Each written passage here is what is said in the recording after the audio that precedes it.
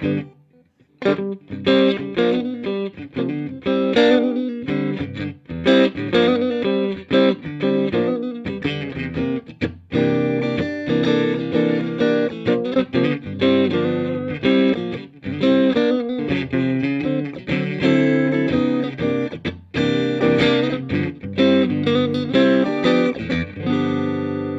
what's going on? Joe Coffey here for PremierGuitar.com. We're at the LA Amp Show 2010, and I've got Daryl with me here, the man behind WattGrinder and ToneGrinder. How you doing, Daryl? Great, Joe. Thanks for coming back. Good to see you, man. So tell me, what's new with you these days? Okay.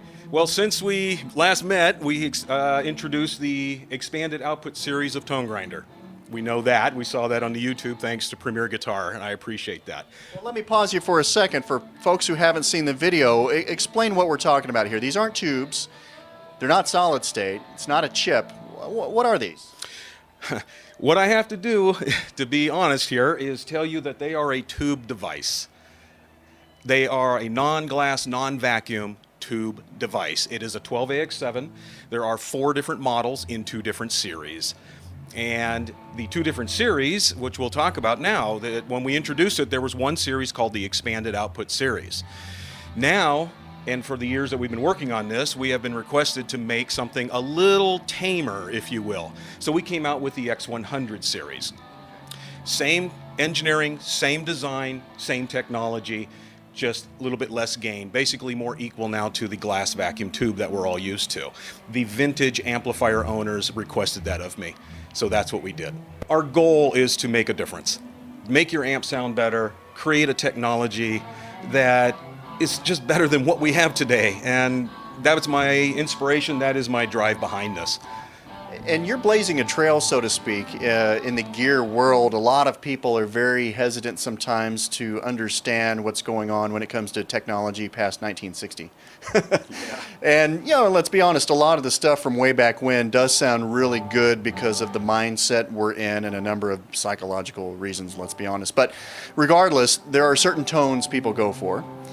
There's certain products people are used to leaning toward, and you came out with something completely new, and people really have to open their minds to even understand what you're doing, right? That's absolutely correct. That is the difference. Here's the deal. As they come into the show, and especially using a vintage Fender like this, it does sound good with vacuum tubes, because that's all we had to compare it to. It sounds wonderful. That's how the amps were designed. Now, with a 2-channel amp like this, I can give them a demo with a vacuum tube in one channel, ToneGrinder in the second channel. They hear it directly now, A/B this thing right in front of them, and they are amazed. The idea of ToneGrinder is to open up the frequency, the dynamic range, the amplifier's capability. Like I said before, these guys are great designers. They have it, but they're limited to what technology we have available from the 1940s, 50s, 60s, and so on. It's the best it's going to do. So we created that technology. It has opened up. People are now hearing the difference. Now they have something to compare it to. We are not saying this is the tube to replace all tubes in the world. It is not true. Amplifier designers have done things to amps that we may not be able to play in and play around, but we are within specification of a 12AX7. And every amplifier that has been designed to work properly in that realm, we will work in and just have a superior performance. I just want to offer another choice. The other thing that I think is horrendously important here is Mullard, RCA, Philips, Sylvania, the very popular tubes. They obviously have their mark and they have their place. We are not trying to emulate that at all. WattGrinder, the engineering, the innovation between of WattGrinder was to create a unique footprint, a unique sound that is ours. I want it to be recognized. ToneGrinder is a unique product and will fall in line next to these other wonderful tubes. Would it be prudent to ask you to do an A/B? I know, you know, with the number of things in the signal chain, including internet compression and people listening on computer speakers, you can only tell so much. But would you be interested in kind of popping back and forth, maybe with some open chords, so we can try to discern what's going on? Absolutely. Let's do the best we can on that. So, yes, let's absolutely do this. Here's what we're going to do. We're going to start with the vacuum tube. This is what's in here. I believe there's an electro-harmonics in this position. All glass in this case. And just so we set this up, when I move over we're going to be hearing the tone grinder in V1 only. The rest of it is vacuum tubes. So I want the audience to hear the distinctive difference of just one tube. Okay, so here we go. We're going to play just some chords.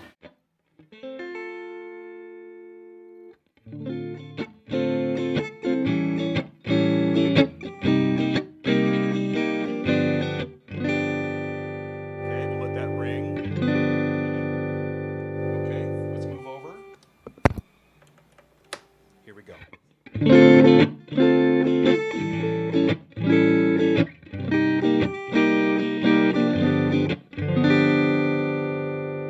Now, the way I've been doing this demo, if you'll hold right there, I'm going to play that one chord back and forth. Here we go. Okay, move over one more time.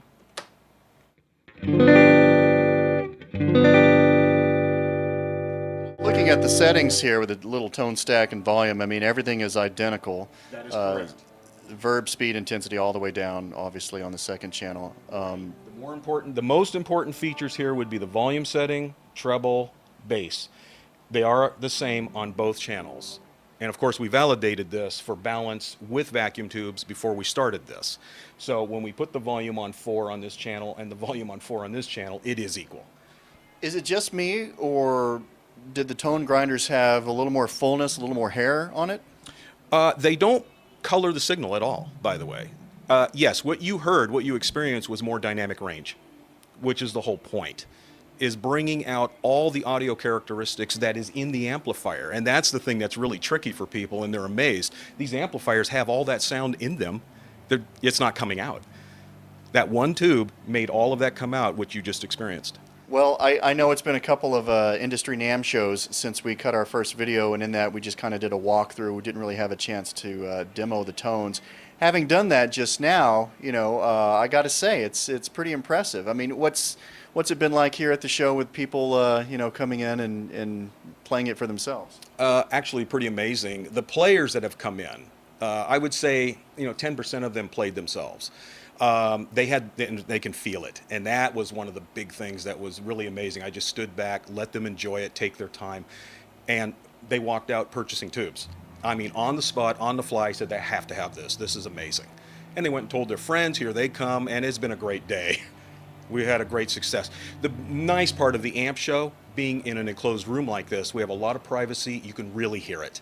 The NAMM show was very, very difficult with the noise floor. Daryl, I got to ask you, man, what's going on with this guitar here, man? This guitar was a project. It's my baby. I built this.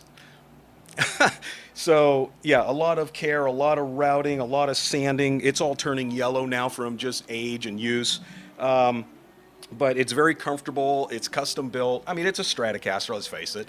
And it plays beautifully. It's my #1 choice of guitar now. A friend of mine obviously contributed a great deal to this, and he put his name on the neck. He needs recognition, so I love him for that. But yeah, I very much enjoy this. This is fun. It's the only guitar I ever made. It's probably the only one I'll ever make.